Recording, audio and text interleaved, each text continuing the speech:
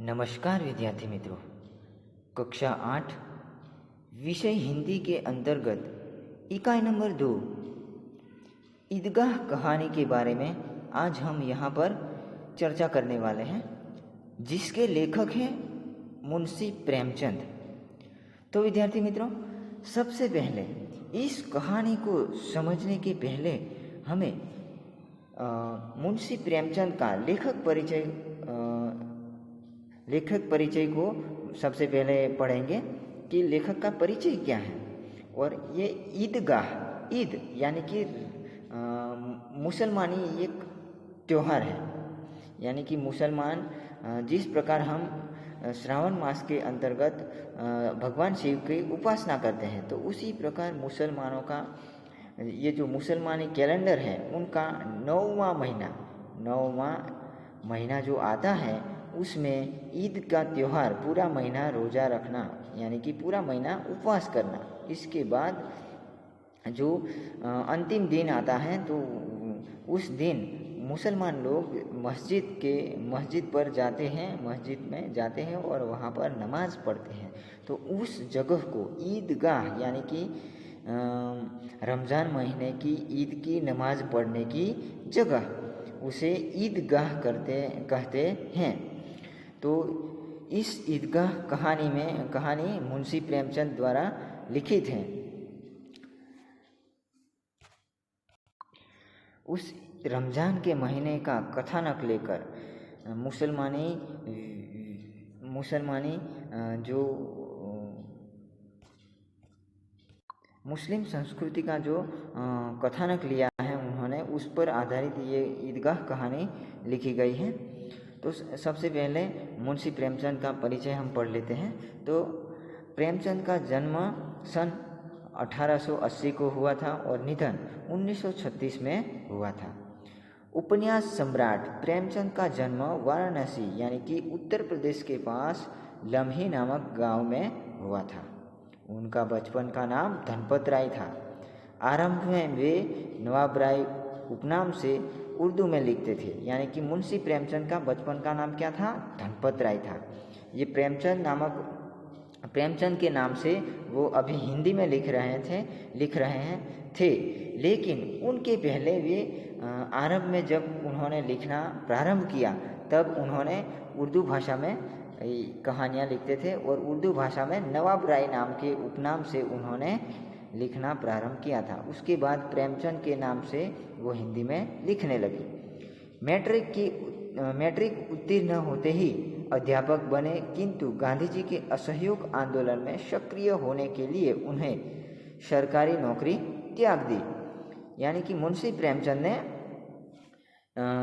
Matric की परीक्षा पास करके अध्यापक बने थे, लेकिन असहयोग आंदोलन में यानी कि गांधी जी द्वारा 20 से 21 में चलाया गया जो असहयोग आंदोलन, ये भारत हमारा देश ब्रिटिश शासन के मुताबिक चल रहा था, यानी कि ब्रिटिश धरोहर के नीचे ब्रिटिश लोगों के हाथ में हमारी ये जो व्यवसाय है, हमारा जो ये देश का संचालन था वो ब्रिटिश अंग्रेज़ों के हाथ में था। तो उस समय हम गुलाम थे। उसी समय गांधी जी द्वारा जो असहयोग आंदोलन, उस सरकार का सहयोग नहीं दिए, ऐसा आंदोलन चलाया था गांधी जी ने। उस आंदोलन में मुंशी प्रेमचंद ने भी भाग लिया था और उस आंदोलन में भाग लेने के लिए उन्होंने सरकारी नौकरी का त्याग पत्र दे दिया, यानी कि सरकारी नौकरी में इस्तीफा दे दिया था। गोदान प्रेमचंद का सर्वश्रेष्ठ उपन्यास है, यानी कि प्रेमचंद ने जो उपन्यास लिखा है उनमें गोदान, सभी उपन्यासों में गोदान नामक जो उपन्यास उन्होंने लिखा वो सर्वश्रेष्ठ उपन्यास है हिंदी साहित्य में।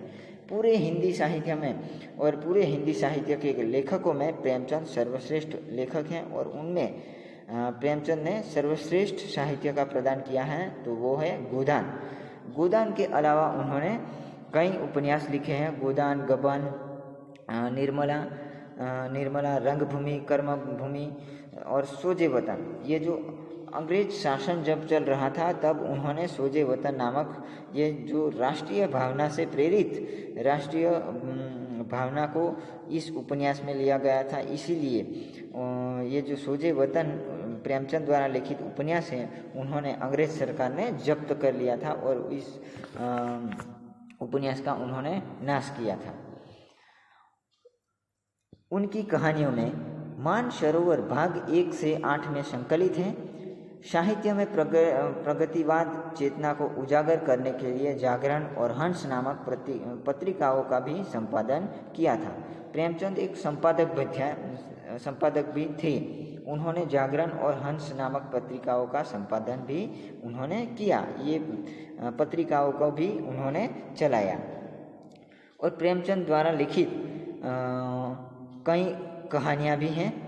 प्रेमचंद की भाषा बोलचाल के निकट की थी, यानी कि प्रेमचंद जिस जगह से प्रेमचंद लिख रहे थे, जिस जगह को यानी कि जिस वातावरण को प्रेमचंद ने अपनी कहानियों या उपन्यास की कथा वस्तु बनाया है, तो वहाँ की बोलचाल की भाषा को उन्होंने अपनाया। उस प्रदेश की बोलचाल की भाषा, जहाँ पर जिस प्रादेशिक भाषा बोली जाती थी, उसी भाषा में प्रेमचंद लिखते थे। यानी कि बोलचाल के निकट की भाषा थी, यानी कि प्रेमचंद उसी जगह की भाषा को अपनाया था अपने साहित्य में। इसीलिए प्रेमचंद अधिक प्रसिद्ध हुए। ईदगाह प्रेमचंद की अमर कहानी है, यानी कि ये ईदगाह कहानी लिखी है प्रेमचंद ने, वो प्रेमचंद की अमर कहानी है। इस कहानी के अलावा उन्होंने मंत्र, बड़े घर की बेटी, गुल्ली डंडा जैसी अमर कहानियाँ प्रेमचंद ने लिखी हैं। कफन कहानी भी प्रेमचंद ने लिखी हैं। वो प्रेमचंद की अति प्रसिद्ध कहानियों में मानी जाती हैं। कहानी का बाल, इस ईदगाह कहानी अमर कहानी है और इस कहानी का बाल नायक हामिद अपने दोस्तों के साथ ईदगाह जाता है। जब अन्य बच्चे खिलौने और मिठाई खरीदते हैं, हामिद अपनी बाल सहद इच्छाओं का दमन करके अपनी दादी अमीना के लिए चिमटा खरीदता है। यानी कि इस प्रेमचंद की इस ईदगाह कहानी का बाल नायक यानी कि मुख्य पात्र हामिद है। इस कहानी में प्रेमचंद ने इस हामिद को केंद्र में रखकर ये सारी कथा वस्तु इस कहानी में लिखी गई हैं। जब अन्य बच्चे अपने लिए मिठाई खरीदते हैं और खिलौने खरीदते हैं, तो ये हामिद जो हैं उनके पास पैसा कम है, इसीलिए उन्होंने अपनी दादी, अपनी परिस्थिति के अधीन, ये जो अपनी दादी हैं उनके पास रोटी बनाने के लिए, तवे से उतारने के लिए उसके पास चिमटा नहीं है। तो हामिद ने वो अपनी दादी अमीना रोटी जो बनाती हैं उसके हाथ जल जाते हैं, वो उन्होंने देखा था। इसीलिए उन्होंने अपनी इच्छाओं को, अपनी बाल सहद इच्छाओं का दमन करके, यानी कि इस इच्छाओं को उन्होंने दबा दिया और अपनी दादी अमीना के लिए एक चिमटा खरीदता है। इसमें दादी के प्रति प्रेम और उपयोगी चीज़ खरीदने की विवेकपूर्ण बुद्धिमत्ता प्रकट होती है। यानी कि इस चिमटे खरीदने की जो घटना है, ये जो प्रसंग है, इससे ये तय होता है कि ये जो उनकी जो बाल विवेकपूर्ण बुद्धिमत्ता, यानी कि हामिद की जो उपयोगी चीज़ वस्तु खरीदने की जो और अपनी दादी के प्रति प्रेम जो है, उसमें विवेकपूर्ण बुद्धिमत्ता का बुद्धि प्रकट होती है।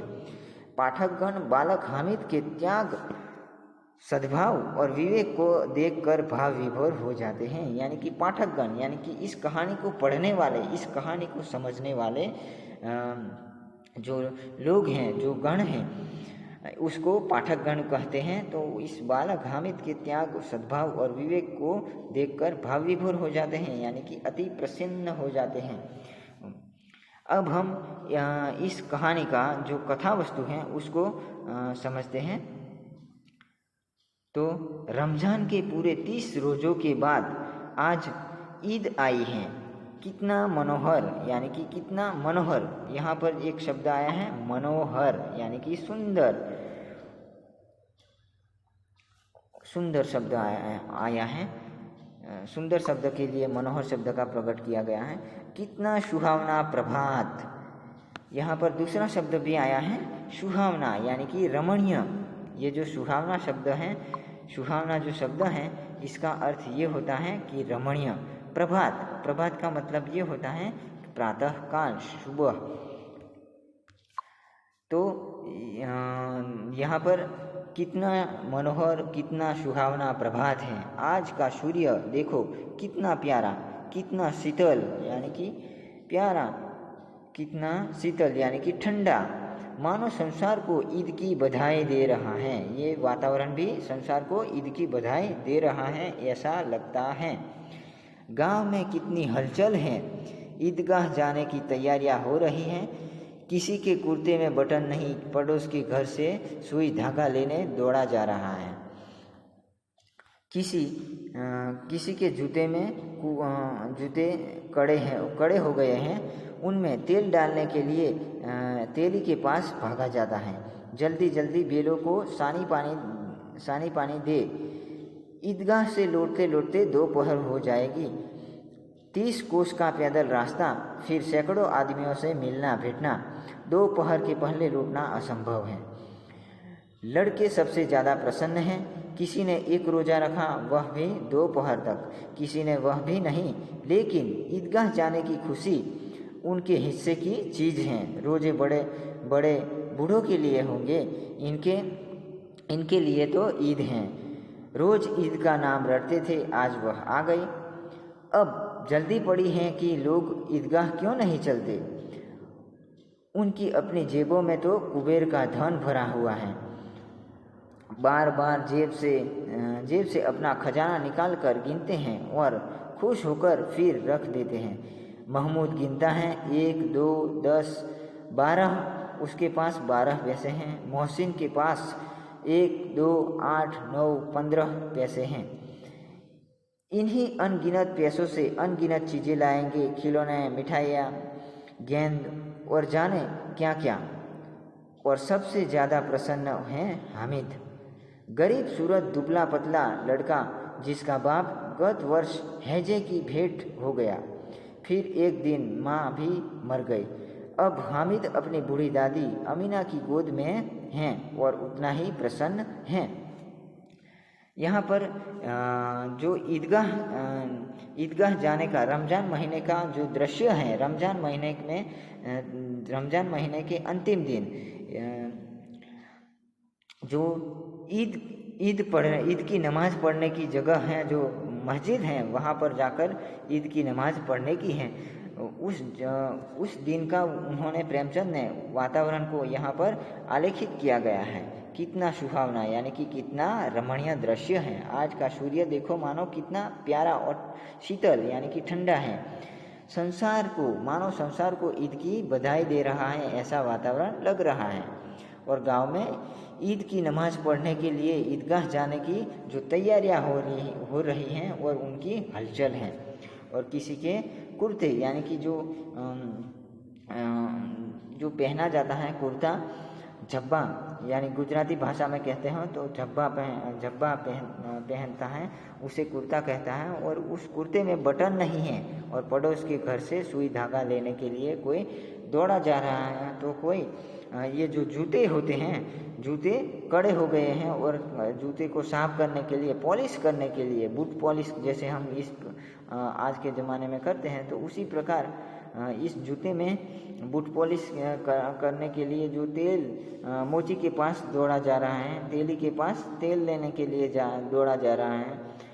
जल्दी जल्दी बेलों को सानी पानी, यहाँ पर सानी शब्द आया है। सानी यानी कि ये जो पशुओं को चरने के लिए दिए जाने वाली जो चीज़ होती है, चारा सामग्री हैं, उसको पानी के साथ भिगोकर दिया जाता है।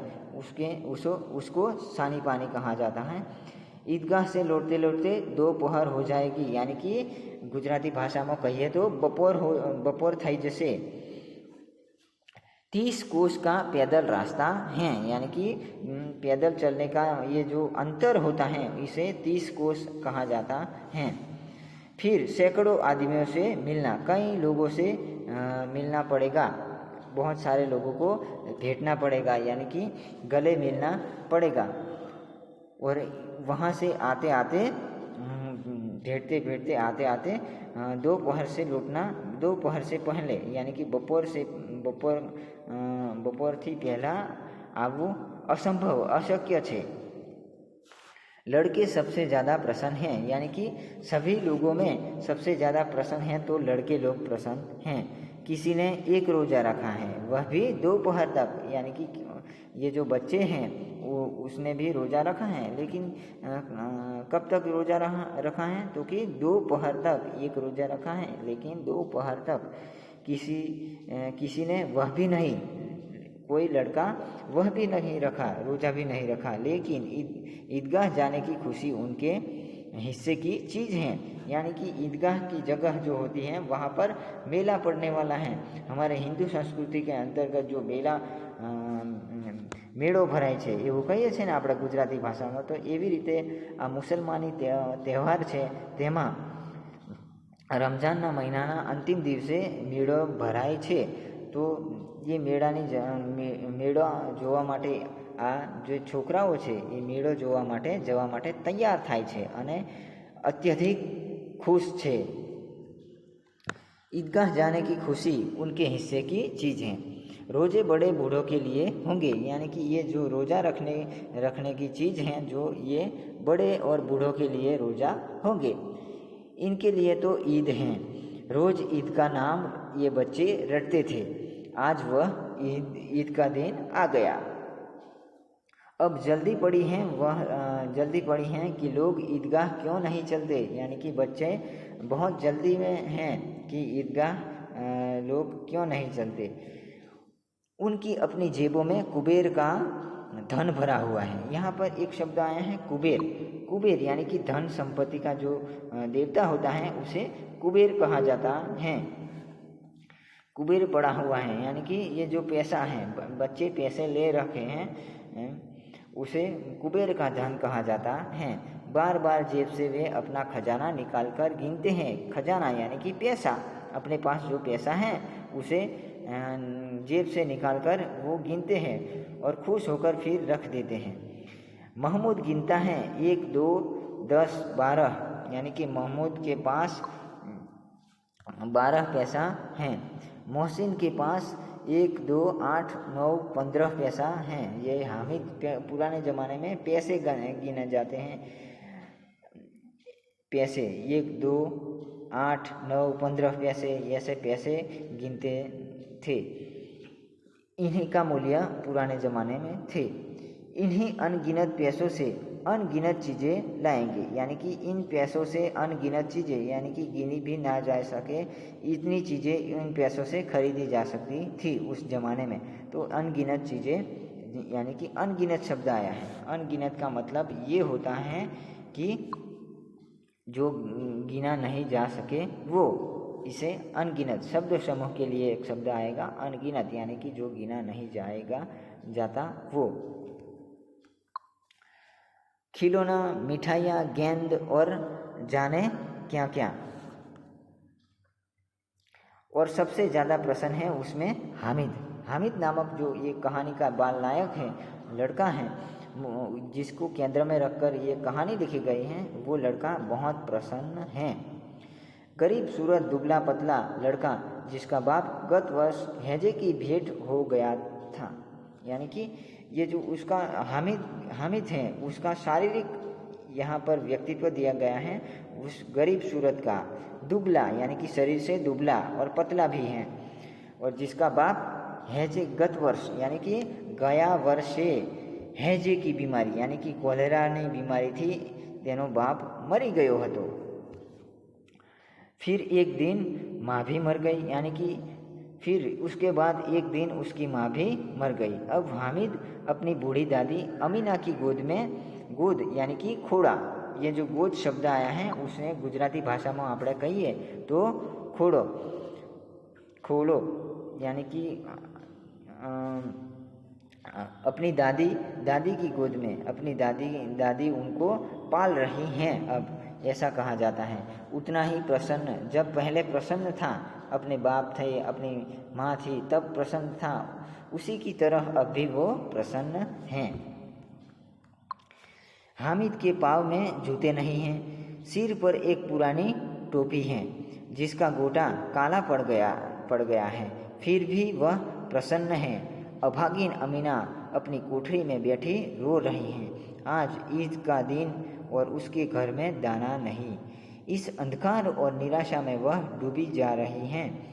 किसी ने बुलाया था इस निगोड़ी ईद को, यानी कि ये जो हामिद के पाँव में जूते नहीं हैं, पाँव यानी कि पैर, जूते यानी कि पैर में पहने जाने वाले बूट या चप्पल, उसे जूते कहते हैं, तो ये जूते भी नहीं हैं। और सिर यानी कि मस्तक, उसके माथे में एक पुरानी यानी कि जूनी टोपी छे, जिसका गोटा काला पड़ गया है। ये टोपी में जो चिन्ह, मुसलमानी टोपी जो पहनी जाती है, उसमें जो टोपी के ऊपर जो भराई का काम किया गया है, भरत गुथन किया गया है, उस गोटा काला पड़ गया है, फिर भी वह प्रसन्न है। अभागिन यानी कि जिसका कोई नहीं हो, उसे अभागिन, जो जैसी स्त्री होती हैं जिसका कोई नहीं है, उसे अभागिन कहा जाता है। जिसका पति भी मर गया हो, जिसका बच्चा भी मर गया हो, वो उसे अभागिन कहा जाता है। तो ये अमीना अपनी कोठरी में, यानी कि जो गुजराती भाषा में कहिए तो अडारी होती हैं घर की, उसमें बैठकर वो रो रही हैं। आज ईद का दिन और उसके पास दाना भी नहीं है, यानी कि ईद के दिन उसके पास खाने के लिए दाना भी नहीं है। इस अंधकार और निराशा में, यानी कि इस अंधकार के निराशा में, गरीबी में डूबी जा रही हैं। किसने बुलाया था इस निगोड़ी ईद को, यानी कि वो अपने आप ऐसे मन में सोच रही हैं। निगोड़ी यानी कि दुष्ट, अभागिन। अमीना का दिल कचोट रहा है। गांव में बच्चे अपने अपने बाप के साथ जा रहे हैं। हामिद का बाप अमीना के सिवाय और कौन है? उसे कैसे अकेले जाने दे? उस भीड़ भाड़ में बच्चा कहीं खो गया तो क्या होगा? नहीं, अमीना उसे यूँ न जाने देगी। नन्ही सी जान 3 कोस चलेगा कैसे? पैरों में छाले पड़ जाएंगे और जूते भी तो नहीं हैं। कुल 2 आने पैसे बच रहे हैं। 3 पैसे हामिद की जेब में, 5 पैसे 5 अमीना के बटुए में। यही तो बिसात हैं।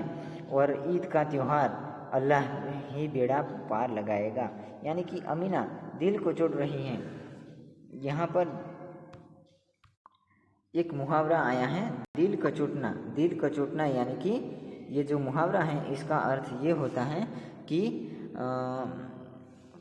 दिल में दुख होना, यानी कि अमीना को दिल में दुख हो रहा है।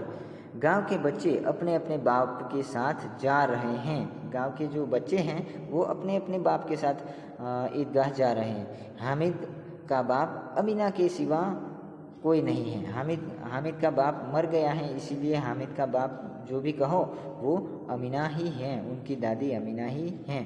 उसे कैसे अकेले जाने दे? अमीना, ये जो हामिद की दादी हैं, वो सोच रही हैं कि उसे कैसे अकेले जाने दे।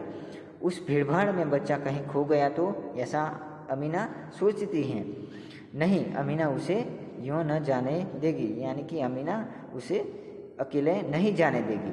नन्ही सी जान 3 कोस का रास्ता चलेगा कैसा? यानी कि 3 कोस का दूरी रास्ता है ईदगाह पहुंचने के लिए, और इस लंबे रास्ते वो अकेला चलेगा कैसे बिना जूते के? पैरों में छाले पड़ जाएंगे। छाले यानी कि गुजराती भाषा में આપણે કહીએ તો ફોપિયા પડ जाएगा। ફોપિયા, जो कोई गरम चीज આપણા શરીરની ઉપર દાઝે તો ફોપિયા પડી જાય છે, तो ये फोपिया पड़ जाएगा बिना जूते के। जूते भी तो नहीं हैं। कुल 2 आने पैसे हामिद के पास बचे हुए हैं।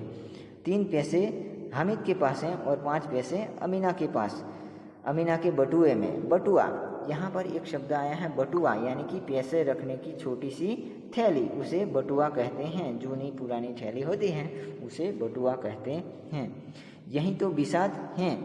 यहाँ पर दूसरा शब्द भी आया है, बिसात शब्द आया है। उस बिसात शब्द का अर्थ होता है हैसियत, औकात।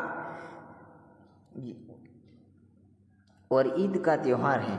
ईद का त्यौहार मनाने की यही उनकी हैसियत हैं, इतने पैसों में ये ईद का त्यौहार उनको मनाना है और अल्लाह ही बेड़ा पार लगाएगा। बेड़ा पार लगाना यानी कि ये एक मुहावरा है, बेड़ा पार लगाना।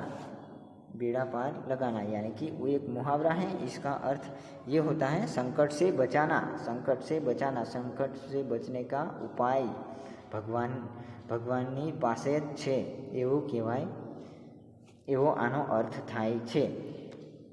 तो विद्यार्थी मित्रों, आज हम ये ईदगाह कहानी को आज हम यहाँ तक पढ़ेंगे, यहाँ तक समझते हैं और नेक्स्ट जो बाकी हैं उसको हम नेक्स्ट वीडियो में उसकी चर्चा करेंगे। अस्तु।